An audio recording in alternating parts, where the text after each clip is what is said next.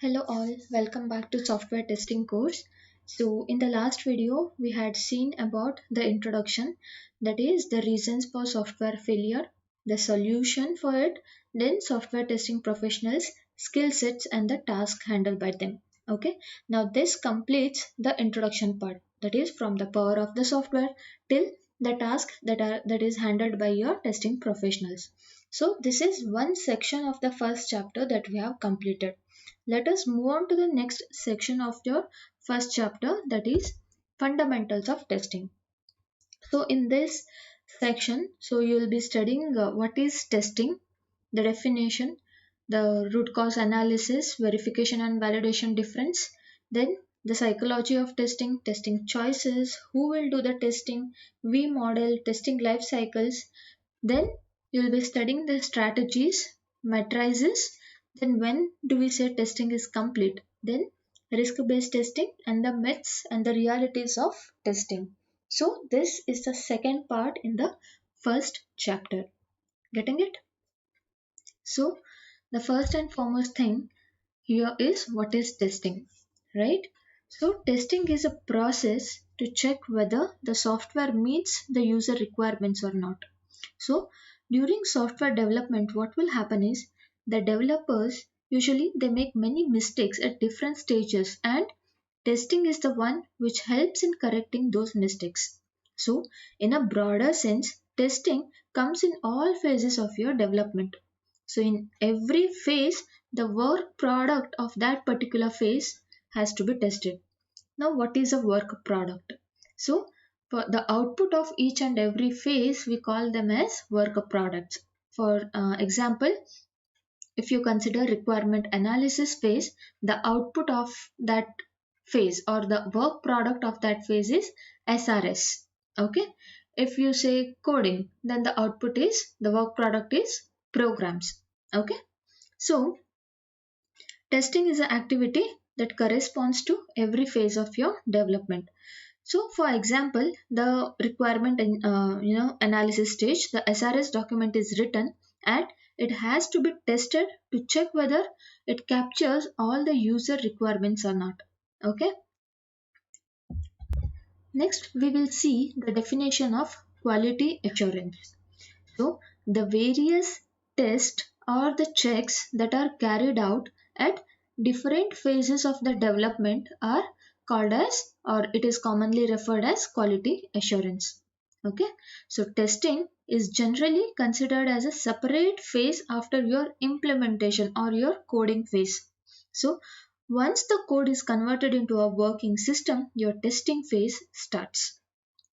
Okay, so during the implementation or construction or your coding phase, what will happen? The programmers they'll write the code, correct?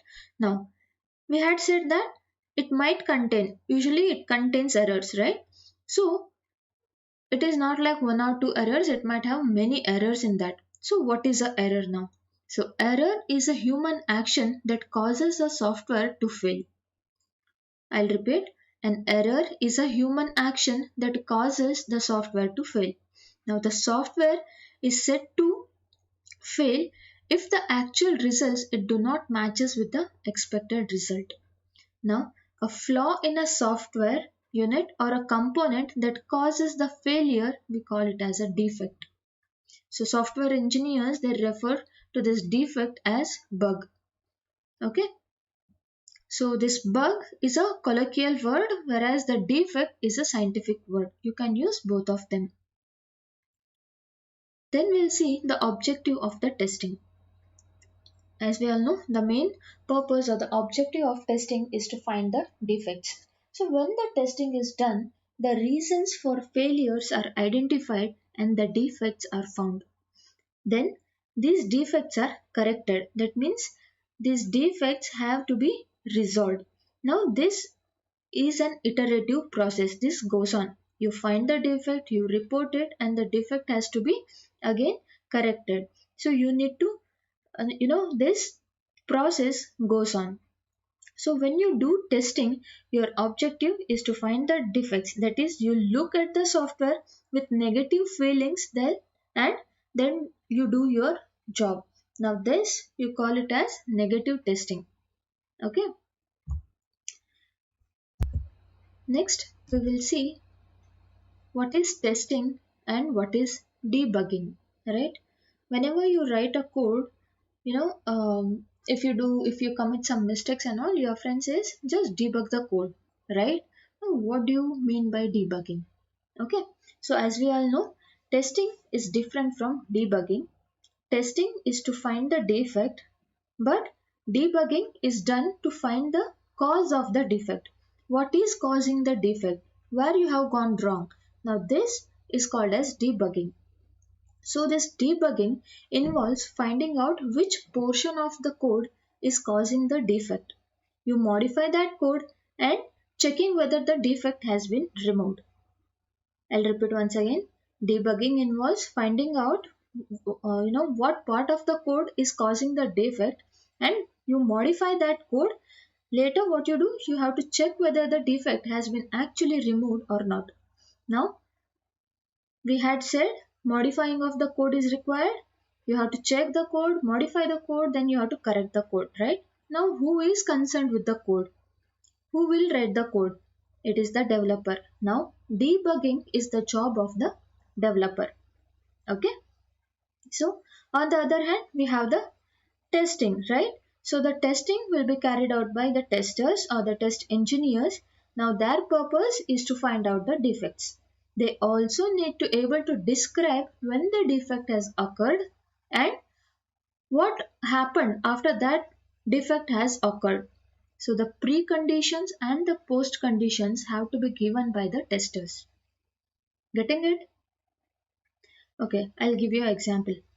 Say suppose you are testing an application. Okay, so if you give a report that say, or if you report a bug saying the software hangs suddenly, and you report that defect to the developer, you just say the developer that the software hangs. So if you report something like this, it is of no use. So you need to report when exactly the software hangs. For example, when the submit button has been clicked or when you close that one particular button. Something like that you have to say. So you may also need to specify the environment in which the software is tested. Whether you are testing on Windows operating system, which browser, these all things have to be given whenever you are reporting a defect. So only when these details are given, the developer will be able to debug it. Okay. So we had seen testing is the job of tester or the test engineer. Debugging is the job of developer. Okay. Debugging means to find the cause of the defect, which line of code is causing the defect, do changes to that, and again verify whether the defect has been solved or not. Getting it? Next, we will see what is testing and debugging. Okay, this debugging is also called as defect seeding. As we all know, testing is done to find the defects.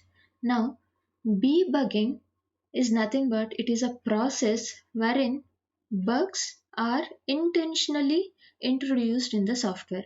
You purposely or intentionally add some defects to the software to check the effectiveness of testing process. Now this process we call it as debugging or defect seeding. So, for example, you have tested a software package and you have declared as a test engineer, you have declared that software is okay. Huh? That means you have given the approval that software is okay and it is ready to be pushed to the client environment. Okay. Now, before doing that, the manager can intentionally introduce 10 defects in the code and you are asked to test it again. So, if in this case, if you are able to find 9 defects, it indicates that you are unable to find 10% of the defects that are introduced. So, if we extend this logic further, it can be said that you are unable to find 10% of the total defects that were there in the original software. So, This technique of intentionally introducing the defects is very useful to find out when the testing is complete. Getting it? Next, we will see what is verification and what is validation. So, we will be using these two terms, verification and validation, right? So, but there is a slight difference here. What is validation and what is verification? Validation means, are we building the right product? Okay, validation means it asks the question, are we building the right product? Verification means it will ask the question, are we building the product right? So there is a difference. Okay, validation means, are we building the right product? Verification means, are we building the product right? So validation is to check whether the software meets the customer expectations, and this will be done by the testing team. So they'll check for the functionality and other requirements as given in the SRS. So validation is carried out with the involvement of the customer, basically the customer representative or client representative. Okay, now verification is to check whether the software conforms to specification. Verification is done by the development team at various phases of the development. The SRS document, design document, and the code are reviewed to ensure that the product is being developed using a process oriented approach. So, verification is an in house activity of the development organization. Now, two other related terms are quality control and quality assurance. So, quality control is defect detection or testing the product. Quality assurance means it is defect prevention of a product. So, in other words, quality control means validation, quality assurance means the verification. Okay. Next, we will talk about root cause analysis. So, what do you mean by that? Okay, so whenever you are doing testing and debugging, it is important to identify the bug and remove it. So more important is to find out why the bug has occurred in the first place. That is, to find out what is the root cause of the problem, why the defect occurred. Now that we call it as root cause analysis. To finding out the root cause of the problem or the defect is nothing but root cause analysis. Okay, so if we consider an example where a program is written for controlling the temperature of the AC. Okay, in the code, say suppose the developer has used a variable temp and he has assigned a value 25 using the statement, that is int temp is equal to 25. Okay, this is the problem. So a program has been written to check the to check the temperature control in the AC. So the programmer, the developer has written this particular statement, that is int temp is equal to 25. So say suppose whenever the tester or you guys carry out the testing, you realize that you cannot reduce the temperature of the AC below 25. So you find that the error is due to this particular line, that is int temp is equal to 25. So when you change the value to 16, the program works well. Certainly, you have debugged properly. But what is the root cause? Is the mistake that you made have you guys made the mistake while coding, or it is the problem in the specification itself? So in this case, you can refer to the SRS document and check whether any value is mentioned for the minimum temperature for the AC.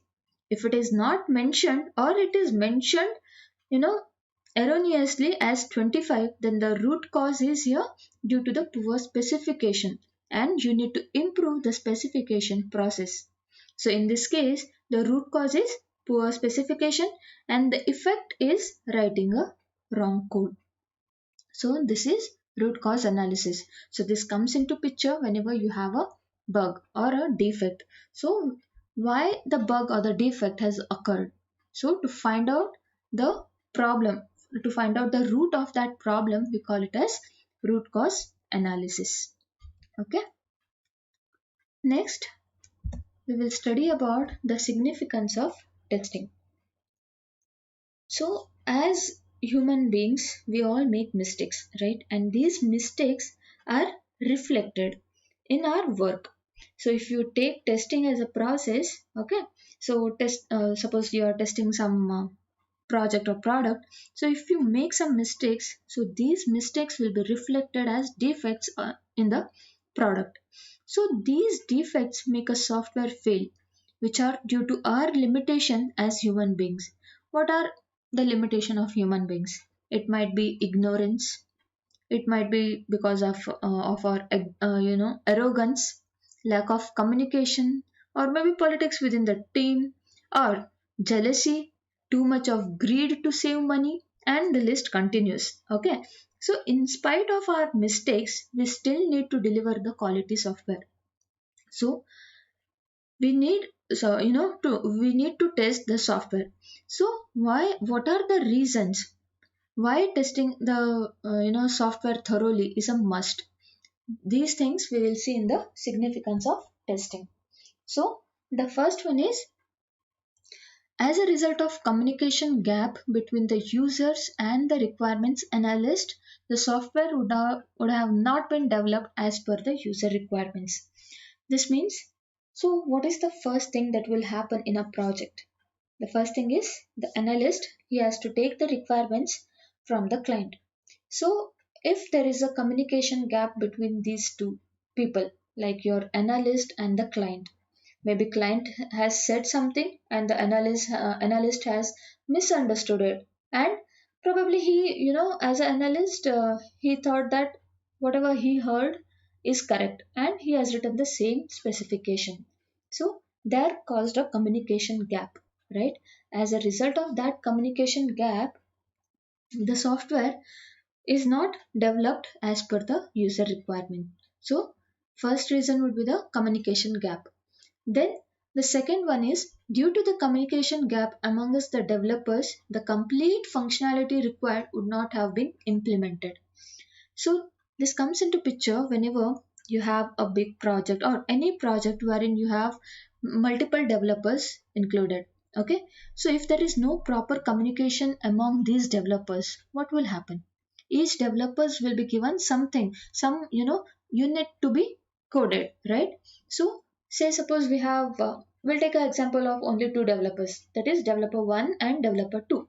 So developer 1, he has to code something, and once his code is done, the developer 2 has to use developer 1's code and he has to extend it. Okay, say suppose there is no communication between these two developers, what will happen?